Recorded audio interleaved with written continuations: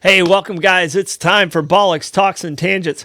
It's Thursday at 6:34. Appreciate you guys tuning in. And today we got some really cool stuff to talk about. The Blevins boys are in the studio. I got Blake in the booth there, and we are talking about the history of gambling and some of the weird things of how far back this goes. And as far as our history shows go, I mean, we drink and we talk history on this show, but this might be the topic that goes back the furthest. Because gambling, believe it or not, goes back before the written word, which is incredible. So this one we had so many different ways to choose from. I don't know which way Blake went. He doesn't know which way I went. But I appreciate you guys tuning in. My ringtone's going off. Let me turn off that sound. What's the one thing you always say? I say sound off right before the show, and I didn't do it. But let me tell you right now, this one's worth sticking around for and sharing because you're going to learn some things you never even thought was possible in gambling. Blake, how you doing in the booth in there? I'm doing well, but I have a different webcam now because Clay took the good one. Clay took the good webcam, so you don't have the banner behind you or any of those things. It's a little dark in there, huh? Well, the banner is just our fault. We were kind of rushing it, so okay. It is a little dark in there, Blake. Maybe if you can turn a light on while I go over the sponsors. All right. Our sponsors are just absolutely amazing. We have Sponsor Row right there on the bayfront. We have St. Augustine Distillery, City Gates Spirits. Today's whiskey of the week is the salted caramel from, I don't know if it's caramel or caramel. Which way you say it, caramel or caramel? I'm not sure how to do it. But City Gate Spirits, it's a sweet sipping drink. You'll enjoy it. But get over there, do their tour, try their different whiskeys. They have some really, really unique spirits over there. Give City Gate a try. And also St. Augustine Distillery. They have the considered the best tasting tour in the United States, which is absolutely amazing. All right, next, Meehan's Irish Pub. Meehan's Irish Pub, three bars in one. You got the backyard, you got Johnny's Oyster Bar upstairs, and you got the pub downstairs. They have incredible food there. You know, it sounds like, oh, it's just a pub. No, they have amazing food there. Blake loves the mac and cheese. I do. I love the shepherd's pie. They have great, I wouldn't call them wings, but they have what's called chicken bites there. That's incredible that they hand batter themselves. Great food. Also great food, River and Fort, staying on Sponsor Row. They have amazing food, great whiskey selection. Bourbons, like if you want to just do a bourbon tasting, this is a place you want to go. River and Fort, right there on the bayfront, right across from the fort and near the river. St. Augustine Pirate Museum, just a little further north of that. Over 800 artifacts. Cindy and their crew over there, they do such an amazing job. If you're a resident of St. Augustine, if you have not been, take the time, go down to St. Augustine Pirate Museum and stop in and see our other sponsors along the way. Make a day of it. Do a staycation for yourself. All right, this group here, they've worked with us for so long. Chesire Custom and Collision. Chris and his whole gang over there, they have Cheshire Towing. If you have a vehicle that got dinged up, a little bit of accident, get over there, take it over to them. They have the state-of-the-art paint booth. They can fix anything and make it look like new. Cheshire Custom and Collisions. Abare, Kresge and Associates. These guys are my accountants. I appreciate them very, very much. They take care of all my accounting needs. If I'm setting up a new LLC or closing out an LLC, done both. They take care of you. They make sure you stay out of trouble and keep you up to date on all the new tax code. They can give you advice on the best place to place your money if you're getting close to retirement like myself. Give them a call, Abare, Kresge and Associates. Ask for Billy. He's my guy. All right.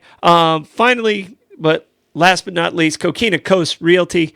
That's my personal real estate company, commercial, residential. If you're looking to invest in property, give me a call. I'll help you out. Even if I'm not your agent, I'll help you out the best I can. And hopefully we can work together and make something happen and benefits everybody. All right, Blake, it's time to get started. Are you prepared, sir? Yes, I am prepared. All right. So, your mic always has a little bit of delay, so I can't hear you until about your third word. I don't know why that is. I don't know why either. Yeah, sometimes it picks up right away, and other times it doesn't. All right, so we always do word origins. Blake, how many word origins do you have? 2. You have 2 word origins. Do you want to go first, or you want me to go first? You go first. All right, so I stuck to the gambling theme, and I decided to go with some gambling phrases that are used in everyday life. All right, some of them are fairly self-explanatory, but the history behind them is a little bit different. So my first one is bet the farm. You ever heard that term, Blake? I know I heard it before, but definitely think it's like some like there's been like a lot of like farms that been like betted on Okay. So like in trivia, like on the last question, you're allowed to wager 16 points. Mm-hmm. Okay, so that means you're betting the farm. You're betting it all. Mm-hmm. All right, and this actually came to be pretty much around the time of the Depression, where people were losing stuff and they were losing, and as a desperate desire to gamble or to try and make it rich or to pay for everything all at once, they were literally putting their mortgages of their farm up for risk. Wow, that seems very safe. Huh? That seems very risky.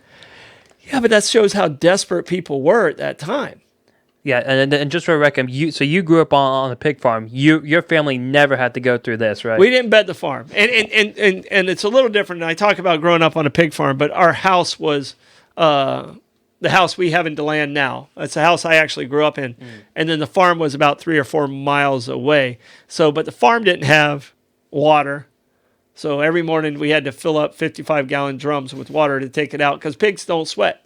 I don't know. Maybe I should ask that at trivia. Spoilers. Pigs don't have sweat glands. That's why they wallow around in the mud all the time. So you have to keep your pigs cool. So especially the way how hot it's been the last couple weeks here. It has to be miserable. But no, we never had to bet the farm because the farm was always. You know how I always have so many jobs and different jobs and stuff like that. Mm-hmm. I grew up in a household where we had to have multiple jobs, so that's the reason I've always had that. I've never had one job, so I don't even know what that would be like. So, and that's part of being on the farm, so I don't have to bet the farm. Wait, hold on. So how many jobs? All right, but that's that one. What's your first word origin? All right. So my first word origin is pull some strings, and this was actually a fan submitted one. So someone like on Messenger asked us. Yeah, it was somebody from not even in the area that watched the show, right? I don't think so. No. It was from our ad campaign. So thank you very much for sending us this suggestion. So to pull some strings or simply pull strings is basically just like there's someone in the background like. Ooh, there's someone there like that's controlling everyone. I mean, in terms of gambling, you always have like the pit bosses there, like trying to control like everyone's like actions there. So this phrase came from the 1860s and refers to puppetry. Okay. So because obviously you gotta have like humans to control the puppets because otherwise Kermit's just a sad piece of cloth sitting on some wood. Yeah. So the pull the strings came from the puppet, and was it first used in a newspaper article or a book, or did it say? I think so. It didn't say, but I think it just like came from like word of mouth from like other like puppeteers, so because everyone knows, like, okay, the puppeteers are the ones that are pulling the strings. Yeah. So it just came from word of mouth. Yeah, because it's used a lot in politics today. Oh yeah, Is, definitely. pulling strings and I'm the guy that a lot of people ask to pull strings.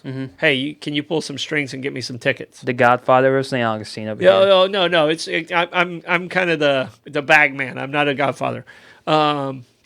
But I mean, so it actually came from puppeteering, and it originated in 1860s. in the U.S. or did I say where? I think it came from more from the UK than the US. Okay, but, that would make sense. yeah. So baby because there was like a lot of like arts at the time in the UK. So yeah. So definitely puppetry. Like, but we get to understand like yeah, sure, they puppets use strings all the time. So it definitely makes sense. No, it completely makes sense. I can see that association very easily. All right, my second one, also staying with the gambling, is he's got an ace in the hole. Okay, I knew it had to come from cards because obviously we were talking about aces. So it actually comes from. You ever heard the term ace in the hole? No, I have not. Huh? No. So you never heard it. And what it means is you have an advantage in a situation. All right. So if you're playing with somebody in a golf tournament who's a very good golfer, that guy who's the good golfer would either be your ringer or your ace in the hole. So he's your go-to person or thing or whatever it is. It kind of gives you an advantage in a certain situation. All right, so it originated from a game of poker called 5-Card Stud, where they do 3 up, where you can see the 3 cards and 2 down. And when you'd bet, the down cards, it was called the hole. So what you couldn't see was in the hole. So if you had an advantage in the game, or if you were ahead in the game, the highest card is obviously the ace. So you had an ace in the hole. So it actually came from 5-Card Stud, and it originated, ace in the hole became normal conversation in the U.S. in the late, like in 1890s, in casinos and other things. So, all right. So, Cool. All right, Blake, you're my ace in the hole when it comes to technology. Yes, sadly I am. All right. So what you got? All right, so my last origin is rain on someone's parade. Now, you definitely done this multiple times throughout your multiple careers. Yeah. Lots of times. So you know what it means, or? Yeah, rain on someone's parade is they're out there doing a big event or something like that, and you spoil it. Yeah, you kind of crush their soul a little bit. Yeah. It's very unfortunate, and of course, a lot of like high people at casinos definitely rain on a lot of people's parades while gambling. Oh yeah, the dealer can rain on your parade a lot. You think, I'm sitting here with sitting in blackjack with 2 kings, and then he flips over blackjack on you. Yeah, it's a bad feeling. So it appeared in the later half of the 1900s. It came from a song called "Don't Rain on My Parade" from the musical Funny Girl. Oh, okay. I did not know that. Yeah. So I didn't know that was the origin. I know Funny Girl. Yeah. But I didn't know that was the first time it was used. Might be a trivia question later on. Yeah, that's a. I mean, what musical would you did we get the phrase "rain on a parade"? That's actually real. That's a good one, Blake. Yeah. And so actually in the Broadway play it literally came from a parade literally being rained on and the joy of it just like washing away with the rain. So that's where the phrase came from a Broadway play. Everybody has their hair all done up and it's all like done and it's raining and the floats are falling apart. Like a 1950s, 60s parades with all that weird hairstyle just yeah. And you said it came out in the late 19th century, so like in the 1890s, close to probably Ace in the Hole. Yeah. Okay. Very cool. All right, Blake. Gambling is, and you're going to help me on the time because I don't have a clock in here, so you got to let me know when it's a halftime and stuff like that. Will do. But I just want to tell people out there, this gambling show. If you would, please hit that share button. It really helps us out on the algorithms. You can find us on YouTube.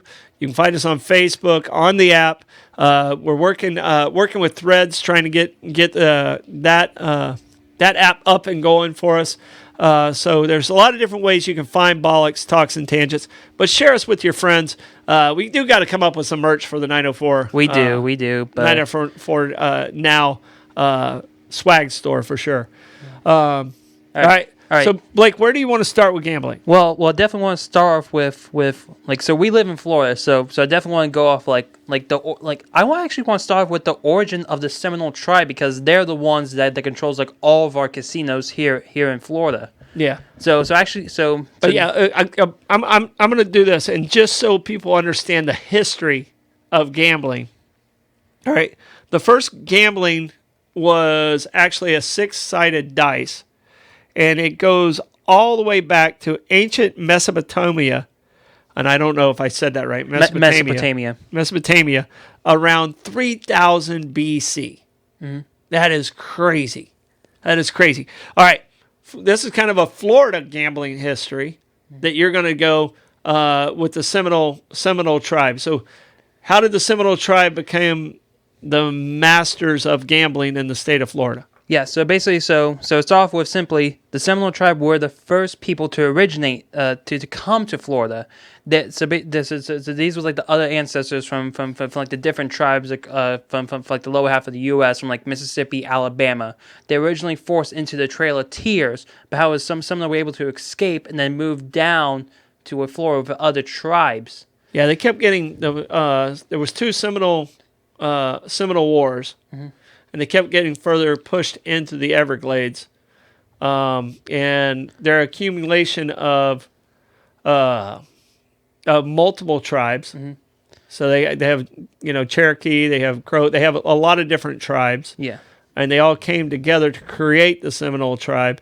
And even rumor has it, some runaway slaves mm-hmm. also. Seminole tribes were basically a lot of refugees that found each other to create a pretty strong tribe. Not a pretty strong, a very strong tribe. Yeah. Plus also the Seminole tribe had Chief Osceola who shot who was the U.S. Marshal that tried to. Okay, well, he was not a chief. Oh, he was a medicine man. And Osceola was a medicine man, and rumors he was an amazing warrior. So the rumors about Osceola. And I know they call him Chief Osceola at Florida State, but Osceola was never a chief. He was followed because of his how great a warrior he was and the power of medicine man. But Osceola was actually captured very close to the site of Treaty Park. That's the reason Treaty Park is named that. And when they went to sign the treaty, Osceola took his knife and stuck it through the treaty and escaped again from that moment. Mm-hmm. So very, very interesting guy. He was at the fort also as a captive at one point. Yeah. So sorry to keep going on it. You're good. So originally, so the Seminole tribe were lead into the Everglades by Abiaka, who the Americans knew as Sam Jones. Yeah. So they were led by Sam Jones, and they were still free and unconquered. They and still to this day, they still have like their own like traditions that they still keep doing, like alligator wrestling. I think they also do like they still like grow their own corn. Like they have their own like police force, their own schools. Well, they're their own sovereign nation. Yeah, and that's insane. And then that's why they have their casinos. So the first casino they ever built was in 1979, and it was a high stakes bingo hall. So it wasn't like a flashy casino that you see with a giant guitar. It was just a simple building that hosted bingo. Yeah, and now and I can tell you this. Back in my previous career as Parks and Recreation Director, we brought back descendants of family members of some of the people that were at the Argyle School, the prison, which is where the fort is now, the Castillo de San Marcos. It was Fort Marion. and person I became friends with, who's actually the artist of the painting in your room. He sits on the Kiowa Council, and they actually call the Seminoles the Rockefellers of tribes.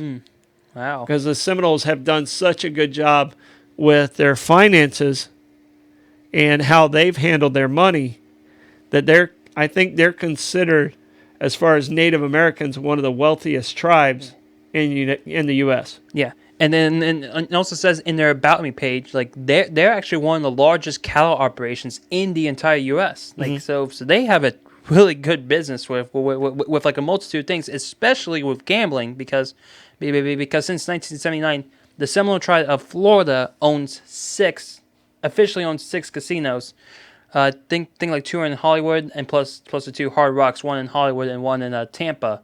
Now, you only been to the one in Tampa, correct? I've only been to the one in Tampa, yeah. Okay.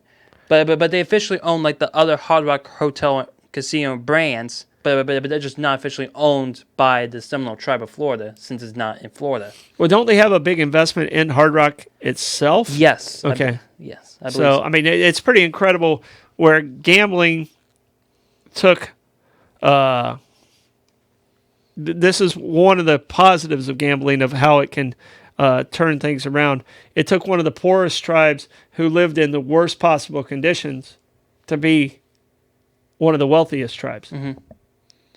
It is like it's absolutely incredible. It was a great story to read. Going through the history of the Seminole tribe and seeing like how they're connected to modern day gambling today. Yeah, it's incredible. All right. I'm gonna switch gears on you a little bit. And did you get to see when the very first casino, we were talking casinos with the Seminole tribes and their Hard Rock? Did you see when the very first casino opened? I believe you told me when we were getting lunch today at Spencer's. So also, by the way, Spencer's, great barbecue today. Yeah. Yeah, it was really good. Quesadilla was incredible. All right, so it's called the Radito in Venice, and it opened in 1638. All right, but going even further back, going way back, the first, I think we had a billionaire just last week that won not the Mega Million, but the Powerball in California, won $1 billion. Just a crazy amount. All right. The first lottery that we can see happened way back in China in the 10th century. Wow. So that's how far back the lottery goes. Jeez. Yeah. So it's absolutely crazy. Playing cards first appeared in the 9th century, so there was gambling on that. But just so many different things and different tangents to go through. I like to do some fun facts of gambling, which I did not know. And one of the weirdest ones I found, a Nevada prison, up until 1967, a Nevada prison actually had a casino inside the prison where it allowed gambling. In this prison, it had a casino inside. The inmates could play casino games like poker, craps, blackjack, and even bet on sports that were on the prison grounds. So when teams played against each other, there was controlled betting within the prison. So did the prison guards make the money line, the point line? I don't know how. I mean, I don't know if the prisoners had their own money or they were playing for cigarettes or what it was, but it was pretty wild. But they did close it down in 1967 because of it just didn't look good to everyone else. But I think it helped finance the prison itself. Mm-hmm. They were making money off their own prisoners with the casino inside the prison. Yeah, but basically... Sounds like a pretty creative idea to me. It definitely sounds like a creative idea, and plus also that principle is basically like why Vegas is still profitable today. Yeah. All right, here's the other thing. World's smallest casino. Okay? It doesn't have an address. All right? It's in the city of London, and it is a licensed casino in a London cab. All right? And it is called the Gras Venor. And it is, if you go to London and you happen to get lucky enough to wave down this, it actually has a casino inside the cab. Wow. Okay, so does it have like an actual physical like person there that plays the game, or is it all just like tablets and screens? I'm not sure. It does say it has TV show and sports and even a bar. Okay, then that means someone's in there like actually doing like the actions of a.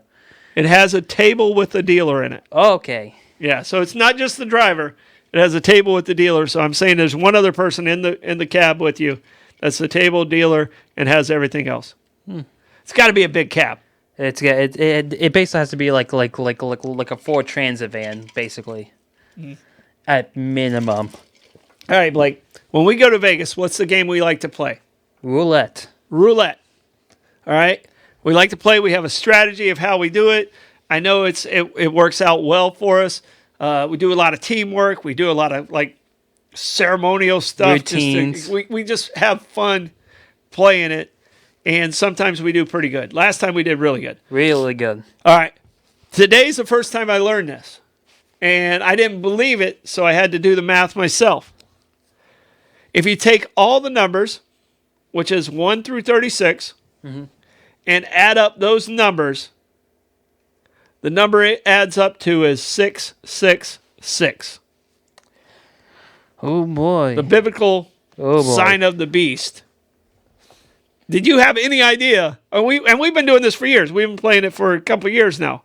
Did you have any idea that that's what that added up to? I was definitely feeling a bit naughty playing roulette while we're at the table, so that's probably why. Yeah, that's why that's what made you feel a little nervous about it? Yes. Okay. So what are some of the facts you got there? Yeah. So what I have is I looked online and found like, okay, so what are like some of the games that we played, and what's like the biggest like winners that we got that was out there in the world for the games that we played. So we just talked about roulette. The biggest winner in roulette wagered $35,000 on number 32, and he got $3.5 million. Wow, on one roll. On one roll. Does it say where it was at? It came from the Hotel Conrad in Uruguay. Oh, wow. Yeah, it came from a Brazilian businessman. All right, so I have a person, the biggest, it's in Las Vegas, the biggest jackpot hit in Las Vegas on a return. All right, and it was in the Excalibur Casino. The Pyramid. All right. And he was betting $100 on the popular Mega Bucks slot. His wager turned into $39.7 million on one roll. Oh. $100 turned into $39.7 million. Now, I bought a lottery ticket, so I'm hoping to break that record easily. That's wow. I don't know if it's going to happen, but that's, can you imagine? And Excalibur's not one of the nicest ones. No, it's not. Like they were just like, oh crap. Oh, bees, a 22-year-old. They lost money that night. Yeah, it was not good. All right, so one of our favorite games that we did, like one of our traditions in Vegas is going to different casinos and putting $20 on video poker. Yes. That's always like one of our highlights from our Vegas trips. Yeah. So in 2021, the Cosmopolitan announced that a player had won $1 million, the largest payout for video poker. Wow. Yeah. But I should be said he was on high stakes poker, so it was like $25 per credit. So he had $35,000 in credits left, and for one spin it was 1.2K. All right, 1.2K per spin. Speaking of K, all right, I'm sitting in Las Vegas playing video poker, and Coach K, Coach Shashevsky, most famous college basketball coach of all time, most winningest coach of all time, is playing video poker next to me. I'm probably sit down for maybe 5 or 6 hands, and his machine starts going crazy. The pit boss of that area comes over. He has to back away from the machine, and he won $10,000 on a 4 of a kind. I think he played like $125 on it or something like that. Wow. And he won like $10,000 on a 4 of a kind in one hand as I'm over there losing my $20. on like 25 cents per. Yeah. I'm playing like 50 cents a hand, and he's paying like $100 hands. Right beside each other. The difference in personalities in Vegas, I guess. Well, the difference in bank accounts is what it is. That's for sure. So, but Coach K sitting there, he's probably the guy I've sat the closest to that won $10,000 like that, like he needed it. Yeah. He didn't even offer me a tip. It's weird. He didn't win until I sat down. I think it was only fair. True. All right. What's your next story you got? All right, so my next story is one of your favorite like card games. At least I hope it is. You might it's blackjack. Yeah. Well, the odds in blackjack are probably as fair as any other game you're going to see in any casino. Okay. Yeah. But also I was kind of worried you were about to say 3-card poker. I was like, and crush me. Yeah. 3-card poker you haven't had good luck at. No, I haven't. So the famous story about blackjack was the MIT blackjack team. Oh, yeah. They developed a really cool. This is a cool story. Yeah. Yeah. So there was around 80 members of the team led by Professor Bill Kaplan. What was he, a professor or was he just Well, he was a mathematician, I believe. And you correct me because you just read the story and I haven't read this story in probably 5 or 6 years, but the way certain sleeves work, because you play with either 5 or 6 decks in a sleeve, and the way it works is if a lot of lower cards get played early in the sleeve, you start doubling down. Like if you're normally betting like $25, you start betting $100 on the backside, and it was kind of counting cards, but it wasn't really counting cards. Yeah. It was more sticking to what the face cards were that were appearing. So you weren't counting all the cards; you were just keeping up with the face cards. And then on the backside of it, they would have signals to each other to let them know, "Hey, I'm at the back of a shoe," which is what it's called, the deck's called, and I'm at the back of a shoe, and there's a lot of big numbers coming up. So they'd all kind of converge on that table and really increase their odds of winning. Yeah. And they crushed Vegas for a while. They crushed them so like split out like so instead of just like hitting like one casino, because obviously that would just raise suspicions everywhere. Yeah. They split up like okay, this guy goes to Mirage, this guy goes to Wynn, this guy goes to Cosmopolitan. Like, well, they traveled as a team. There would be like four in each casino, and if somebody got on a good table, they had a way to kind of signal to each other to say, "Hey, work your way over here." And they did it casual enough that, I mean, they did it for a couple of years before they got caught, right? Yeah, I think it ran for like 4 years. I think. Yeah. So, but basically, they took out around, the hard numbers aren't there. They took out like 50 to 100 million from like different casinos. Which probably means they probably ended up, that's just what they got caught knowing. I bet it was closer to 200 million. Oh, yeah. But these were, and they would take these math kids, and they were paying them a little bit, but they were keeping the money too. So they taught them the strategy of how to do it, and some were better than others. And it just, kids that were already brilliant were just, I mean, they were basically getting paid to play cards with this strategy. Yeah. So yeah, plus of course this team inspired the movie 21, I believe. So yeah, and plus also they also said like these practices that the kids did do not fly anymore. Like they have like new rules, like standards that they have to do, which I believe like they constantly change out the cards more, and plus also they also like decrease the odds of Well, getting collected. the biggest thing they did is because once you get through a certain shoe, like the 6 decks or whatever, they'd let you almost go to the end before, and now they only let it get to about 60%. Yeah. So that eliminates a lot of those numbers. If somebody wanted to try and do it again, it kind of balanced out the field. Yeah. And they didn't always win. No.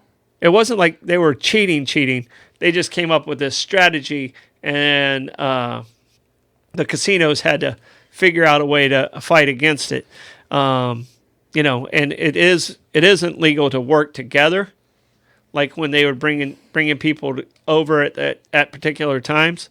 That was one of the things that they really keep an eye out for. Yeah. But unfortunately, this is my that was my last story. But however, you out there can have plenty of those stories with some of our sponsors. Oh, okay. We're at that point. Thank you for that, Blake. Good seg. All right, so we're going to start off with Abare, Kresge and Associates, just the best accountants in town. These guys know what they're doing. If you go and play some Vegas and you end up winning big, they're going to help you figure out how to keep as much as that money you can. All right, Abare, Kresge and Associates, give them a call. If you want to start a new business, don't think you're saving money by doing the taxes yourself. You are not. These guys know all the new tax laws. They'll help you get through it. Business, personal, any of those things. All right. Chesire Custom and Collisions. These guys they're amazing at what they do. They'll take an old beat-up car and turn it into brand new showroom style. They have the best paint shop in town. Give Chris Cheshire a call. Family owned, right here in St. Augustine. Been here in St. Augustine for decades. All right, River and Fort. I don't know if I've ever seen a better facelift on a building than what River and Fort did right there at their location on Avenida Menendez. These guys took a restaurant that has been beat up for a long time and turned it into a state-of-the-art restaurant. Just invested in the community strong. Appreciate them being partners with us. They have amazing food, great liquor, great service. Give them a try. River and Fort right there on Avenida Menendez across from the Fort. And they do have the best view to have a cocktail in the city. All right. St. Augustine Pirate Museum. Check them out. This museum, ask for Captain Meehan when you get over there. This museum has some of the most incredible artifacts you'll ever see, and the stories of the pirates, the women pirates, the different pirates that, a pirate's life wasn't as long as a lot of other people as far as their careers go. Some would only do it for a couple years, and then they would retire. Learn the difference between a pirate and a privateer. There is a difference. One came with papers. The other one did not. Yeah. All right. So check it out. You'll learn a lot about pirates. Says a lot about our St. Augustine community and our relationship with pirates also. We definitely got to have Meehan's. Captain. Yes, sir. We definitely got to have Captain Meehan back on the show at some point. Yeah, we'll bring Captain Meehan back in for sure. Meehan's Irish Pub. Reggie over there, the guys. They do an amazing job. Just a wonderful staff. It's a fun place to be. They have live music, great food, the best Guinness you'll have in the U.S. Never run out of Jameson, which is my drink of choice. 3 different bars. You can sit outside, listen to some live music, go inside, a different music inside, or just go up on the deck and just watch the water right there at the bayfront. Go see these guys. Meehan's Irish Pub. Tell Reggie Troy said hi. All right. St. Augustine Distillery and City Gates. I'm drinking it today. I'm drinking the salted caramel whiskey. Blake, do you say caramel or caramel? Caramel. Caramel? But you can grab the bottle. When we're not in Indiana Jones, you can grab the bottle. There's no boulder running. Well, there might be a boulder that comes down because the fire might shoot out of this at any possible time. All right, but I'm drinking it today. It's a sweeter whiskey. It's a sipping whiskey. They have just really, really cool flavors. They have a cinnamon. They have a peanut butter. They have just a great selection of moonshine. Go do that tasting tour. You're going to walk out of there with something you fell in love with during your tasting tour. And also St. Augustine Distillery. amazing bourbons, vodkas, gins, rums. They got everything over there at St. Augustine Distillery. Considered the best tasting tour in the country, and it's all made right here in St. Augustine. Very talented people we have. We need to reward those talented people by supporting them and them supporting us. We appreciate that partnership. If you haven't hit that share button already, make sure you hit that share button.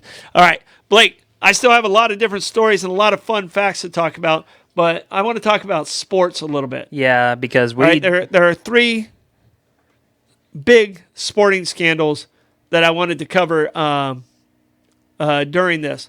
The first one being the 1919 Black Sox scandal. Mm-hmm. All right. So, what do you know briefly about the 1919 Black Sox scandal? So what I know is basically 8 out of the 9 White Sox players that were in the starting lineup, like common starting lineup, were basically paid off by I believe like some figurehead in, I wasn't sure if it was like the mob in Chicago, but basically they were paid off to lose the 1919 World Series to our Cincinnati Reds. We still count it, by the way. It's still, the Reds still get the World Series pennant, but in 1919 the owner of the White Sox was Mr. Kaminsky. He was underpaying his players. He was giving them bad conditions. The players tried to go to him and ask, and they were the best team. They were much better than the Reds as far as the odds go and stuff like that. But Shoeless, this is where you hear of the famous Shoeless Joe Jackson and Field of Dreams. Now, Shoeless Joe is said that he didn't take the money, but he attended 2 of the meetings. They can't prove that he actually took the money because he was such a quiet and kind guy. I think he hit 368 or 370 during the World Series, hit the only home run, didn't make any errors in the field. Obviously, he didn't throw anything from his side, but because he attended the meeting, he was banned from baseball by Judge Kennesaw. And they didn't find it out until the very next year. So it took 6 or 7 months before it came out. And I believe, and you can correct me in the comments if you guys have it in front of you, but I believe the gangster that was involved was Lucky Luciano. Yeah, I think it was. Does that sound right to you in your history? Yes. Okay. And so many great stories have come out of this. But at that time, baseball was clearly on the take, and there was a lot of different games, and baseball was the premier sport in the United States. And when the Reds beat the White Sox, everybody started scratching their head, and there was some certain errors that happened during it, or a pitch that was given up that normally wouldn't have been given up, and come to find out, it became the biggest sports scandal in the history, I think in the history of sports. Do you know of anyone bigger than that, Blake? It's hard to say. Like there has to be like at least something else bigger that's definitely out there. But in our heads, like in our universe that we know of, that's like the biggest like sports scandal there is. I think in the U.S. it's the biggest. I mean, there's horse racing scandals in Ireland, and there's horse racing. I mean, horse racing was probably the one that had the most tampering. Mm-hmm. In gambling and sports. And next behind that, I would put boxing behind that, mm-hmm. because it was pretty easy to say, hey, just let him hit you in the chin. Mm-hmm. And sometimes there were just people that miraculously just fell and never got hit. So you got to remember, when this was taking place, there wasn't video evidence that proved it was wrong. Mm-hmm. All right, I believe the first televised sporting event was a Jack Dempsey fight, and I don't think that happened till like the late 20s, early 30s, where it was actually on film from start to finish throughout the event. I mean, there was other videos of other boxing events, but as far as something that went nationally, it didn't happen until very late in the sporting world. Mm-hmm. So, all right, Blake. The other sporting event, and you probably know more about this than I do. Yes. And this is in the sport of basketball. It was a referee, and it was Donaghy. Tim Donaghy. Did I say his name right? Yes, you did. All right. So it was a referee named Donaghy, and Donaghy. Say it again. Tim Donaghy. Donaghy. I said he, and it's Gee. Donaghy. So he was the referee. So he had direct control of certain outcomes of the game, and he would, when you bet on a sporting event, there's sport lines and there's ways to manipulate who's going to the free throw line, who's not going to the free throw line, because there's over and unders on games, which is total points, or there's a gap. Say the Nuggets are playing against the Heat, and the Nuggets are favored by 10. Well, you can bet on the Heat as long as the Heat stay within 10 points and still win your bet. And how Donaghy was able to create that gap is he would give fouls to better players, or he would call fouls late in a game to assure that certain covers were taking place on teams that were behind. Mm-hmm. And how long did they say it went on, Blake? So it started in it started in 2003-2004 season and then continued on to the 2006-2007 season. So that's 4 seasons of games potentially like tarnished because of Donaghy. Yeah, any game that you see his name was on the books, there was a possibility. Mm-hmm. And to me, like the World Series was only 6 games in 1919. We're talking 82 games for 4 seasons. Yeah. That was in jeopardy. Insane. Now that's a lot of fixing right there. Yeah, that's a lot.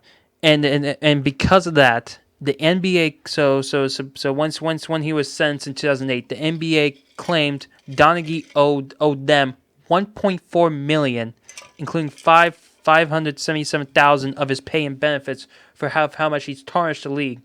But not interesting part is like in order for him to reduce his sentence, he said a lot of stuff about like, okay, what do the NBA referees do? It's one of the key things that he said was, do you remember the 2002 Western Conference Finals between the Kings and the Lakers? Okay, yeah, that one went. That one the Lakers should have won easily, but the Kings almost beat them in that one. Yeah.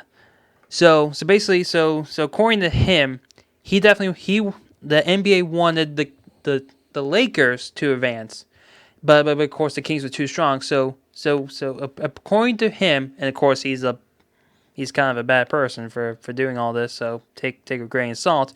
He says like the referees in that game were intentionally like calling fouls on the Kings and giving like more free throws to the Lakers. And I think there's a stat like from that game where basically says like from the entire team, like from like the first 3 quarters, the Lakers only took like 6 free throw shots. Uh-huh. In the 4th quarter, they took 24.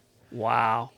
Well, I can tell you right now. I mean, and you know, because I've played sports and I've bet on sports. You know, when I was a young guy, I always bet on sports. But there's certain players or certain teams that get calls, and there's certain teams that don't get calls. Michael Jordan got every call. Yeah. So I think there's a funny clip of Jordan, Bird, and Magic where they're taking a picture for the Dream Team in 1992, and Magic puts his hand on Michael's shoulder and says, "Oh, Larry, my bad. I shouldn't put my hand on his shoulder. That's a foul." Because Michael got every call, and Jordan obviously was the superstar, and those guys were aging veterans. Mm-hmm. But it's one of those things that's an unspoken thing that the great players get all the calls. Mm-hmm. And Donaghy pretty much verified that the NBA pushed that for the referees, which taints the entire game. Yeah. It's unfortunate, looking through the biggest scandals in sports, and just like seeing like how many of our stars might have been like tarnished, like, or how the legacies could change if we didn't have like such like corruption, like bad sports in our league. Yeah. Yeah. I mean, we don't know. We know the ones that got caught. There's still like plenty of people that we don't know about. Oh, without a doubt. I mean, like I said, boxing to me seemed to be the easiest to tamper with.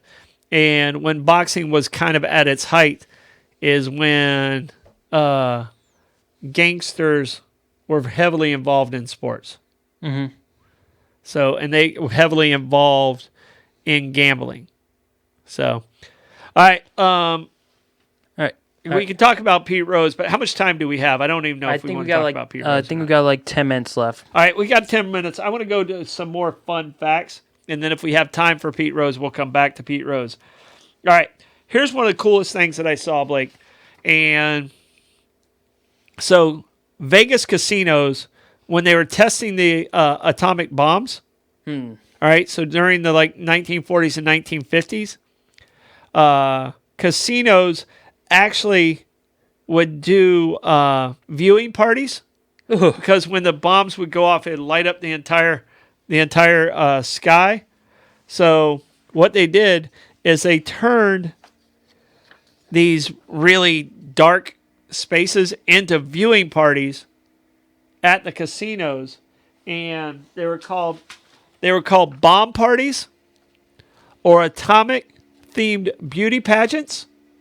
And they offered atomic cocktails specifically for the night just to watch the detonation of the nukes. So for this beauty pageants, were there a lot of people dressing up like Barbie, but while in the distance watching Oppenheimer's masterpiece?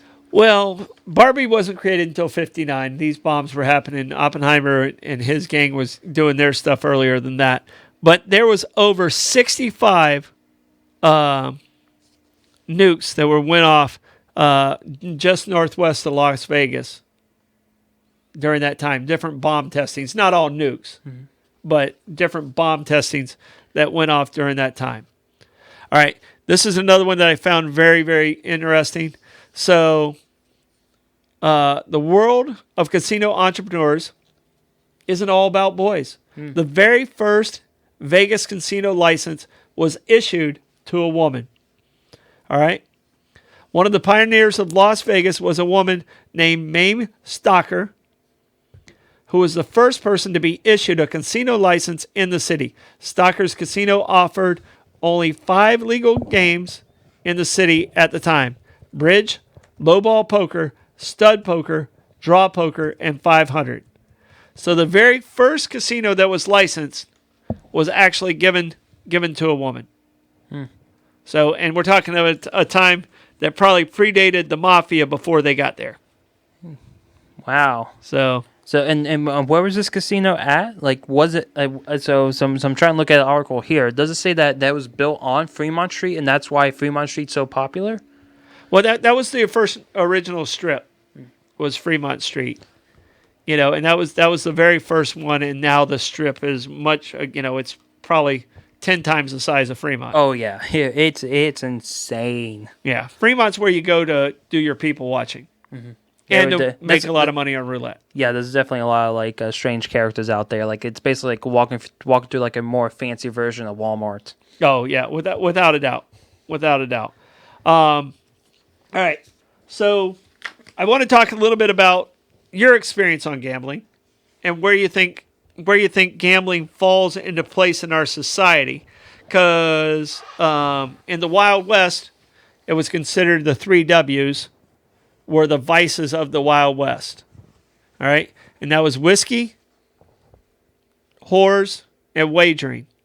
It was considered the 3 W's, and usually all of them were in the same place. All right, which is obviously in cowboy movies and stuff like that, you see them in the saloons, but that's where they were playing cards. That's where the brothels were. So taking it from there, to where we stay in multi-billion-dollar hotels today,